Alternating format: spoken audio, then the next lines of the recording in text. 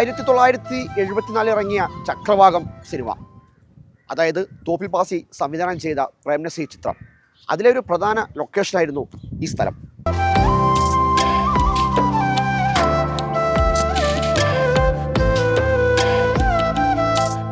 നമ്മൾ വന്നേക്കുന്നത് ഇവിടുത്തെ ഒരു രുചി തേടിയിട്ടാണ്. നല്ല പഴങ്കഞ്ഞിയും അതോടൊപ്പം തന്നെ നല്ല ഊണും. അന്നും ഈ കട ആ സിനിമയിൽ ചിത്രത്തിലുണ്ടായിരുന്നു. അപ്പോൾ എന്തായാലും കൂടുതൽ അങ്ങോട്ട് തള്ളി മറയ്ക്കുന്നില്ല, കട അകത്ത് പോയിട്ട് വിഷയം പറയാം. വാ പോര്.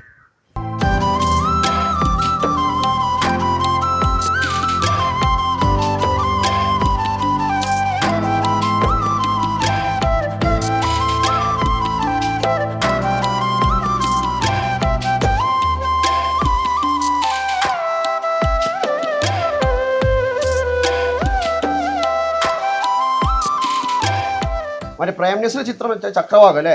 അത് ഞങ്ങളുടെ അണ്ണന്റെ അച്ഛനുള്ള സമയത്ത്. ആ സമയത്ത് അപ്പൊ അങ്ങോട്ടേ കട ഉണ്ട്. അന്ന് പോലുള്ള കഥയുണ്ട്. 72 എത്ര പടം ഇറങ്ങി 74. 74 അതിനുമ്പേ ഉണ്ട് കട. ആ അത് ഞങ്ങളുടെ അണ്ണന്റെ അച്ഛന്റെ 17 വയസ്സിൽ തുടങ്ങിയത്. ആ കുറെ വർഷമായി ഇപ്പൊ.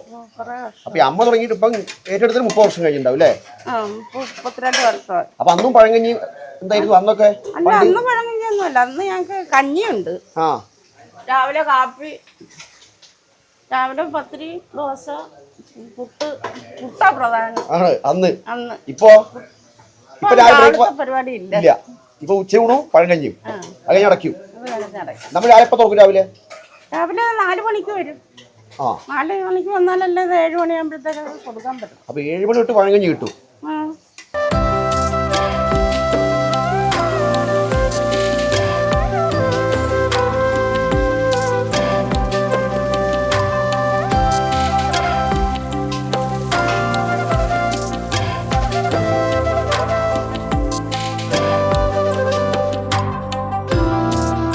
പിലോപ്പിയുണ്ട്, പിന്നെന്താ ഞണ്ടോ? കൊഞ്ചുണ്ട്. കൊഞ്ച്, പിന്നെ മത്തി, അയില, പിന്നെ ഐറ്റം കുറവാ, ചൂര. അപ്പൊ മീൻ നമ്മൾ ഇവിടെ പോയി എടുക്കുക, ഇവിടെ കൊണ്ടുപോയി എങ്ങനെയാ? പിന്നെ കമ്പളത്തിൽ പോയി എടുക്കും. ചെമ്പല്ലിയൊക്കെ നമ്മൾ പോയി മേടിക്കണം. നമ്പർ കൊടുത്തിട്ടുണ്ട്, വിളിച്ച് പറയുമ്പോ. അപ്പൊ നമ്മൾ ഏകദേശം ഉച്ചയാകുമ്പോൾ അടയ്ക്കും. 3:30 ആകുമ്പോൾ അടയ്ക്കും.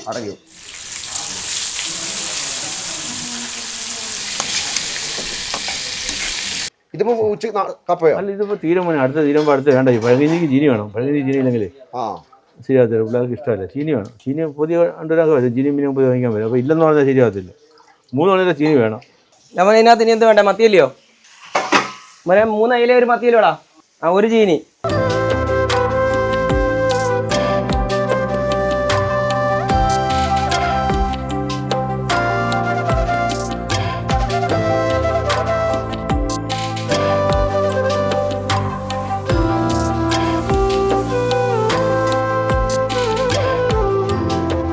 പണ്ട് ജലമാർഗം ചരക്ക് സേവനം നടക്കുന്ന ആ സമയത്തൊക്കെ ഈ ആലുംകടവ് ബോട്ട് ചെട്ടി പ്രധാന ഒരു പോയിന്റ് തന്നെയായിരുന്നു. കാരണം കരുനാഗപ്പള്ളി ഭാഗം, കായംകുളം ഭാഗത്തേക്കുള്ള ചരക്കുകളെല്ലാം തന്നെ ഇവിടെ വരും. ഇവിടെ നിന്ന് ബാക്കി ട്രാൻസ്പോർട്ട് വഴി അങ്ങനെ എത്തിക്കാറ് പതിവ്. രസം, പുളിശ്ശേരി, തൈര്, മാങ്ങാച്ചാറ്, ചമ്മന്തി. സംഭവം വെജിറ്റബിളായിട്ട് എടുക്കുന്നത്. ഇഷ്ടമുള്ളവർക്ക് വേണമെങ്കിൽ മീൻ കറി ഒഴിക്കാം. ഇതെന്ത് ചമ്മന്തി? സാധാ തേങ്ങ ചമ്മന്തി. തേങ്ങ ചമ്മന്തി, സാധാ ചമ്മന്തി. പിന്നെ മീൻകറി വരുന്നുണ്ടോ? മീൻകറി ഇത് സംഭവം വെജിറ്റബിളാണ് പഴങ്കഞ്ഞി. ഈ മീൻ വേണമെങ്കിൽ നമ്മൾ ഉപയോഗിക്കാം. വെജിറ്റബിൾ തോനെ ആൾക്കാർ വരും. വെജിറ്റബിളായിട്ട് മാറും.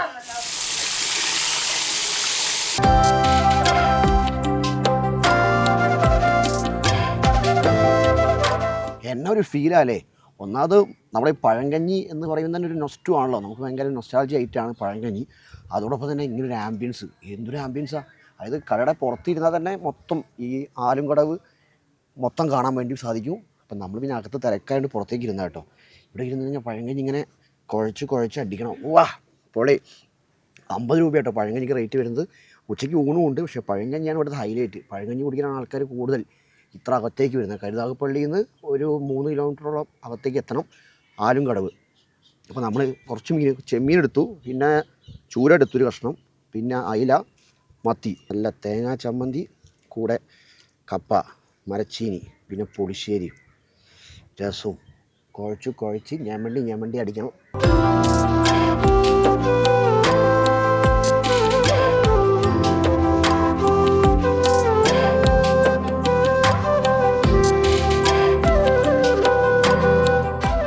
കരുനാഗപ്പള്ളി ഭാഗത്തുകാരും വരുന്നുണ്ടെങ്കിൽ നേരെ വന്നേക്കുക. കുറച്ച് അകത്തേക്ക് വരണം. പക്ഷെ അകത്തേക്ക് വന്നാൽ ഒരു നഷ്ടവും പറയാനില്ല. എല്ലാം അടിച്ചു പൊടിച്ച് നല്ല ആംബിയൻസോടെ നല്ല കഞ്ഞിയെല്ലാം കുടിച്ചിട്ട് പോവാം. തൽക്കാലം ഞാൻ വിട്ടേക്കും, പോകട്ടെ. അപ്പോൾ വീണ്ടും കാണാം. അതുവരേക്കും ബൈ.